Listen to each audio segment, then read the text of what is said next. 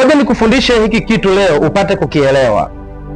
Ukiona kwenye maisha yako unatumia nguvu kubwa sana kutafuta vitu, na ukivipata havikai, vinapotea.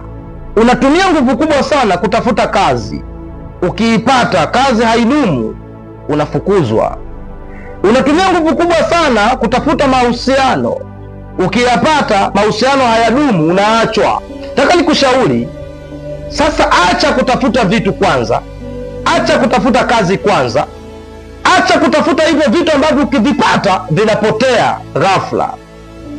Anza kutafuta kwanza chanzo. Kwa nini nikipata vitu vinapotea?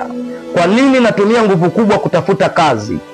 Kazi nikipata nafukuzwa. Nini kinasababisha nifukuzwe kazi? Nini kinasababisha nisidumu na mtu kwenye mahusiano?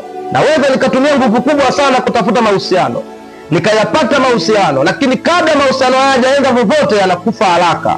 Natumia nguvu kubwa sana kutafuta pesa, pesa nikiipata inapotea na hainisaidii chochote. Kwa nini? Acha kutafuta vitu kwanza, acha kutumia muda mwingi kutafuta vitu.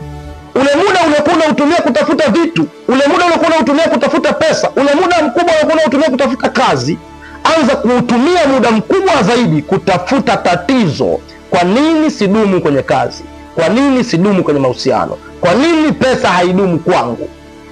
Ukitegua huo mtego, katafute kazi. Ukijua tatizo ni nini na ukaliondoa lile tatizo, naenda katafute kazi. Ukijua nini kinasababisha mahusiano yako yasidumu na ukaondoa lile tatizo ambalo linasababisha wewe usiwe unadumu kwenye mahusiano, ambalo linasababisha pesa isidumu na wewe, ambalo linasababisha kazi isikae kwako, ukijua tatizo hilo na ukaliondoa, nenda katafute kazi.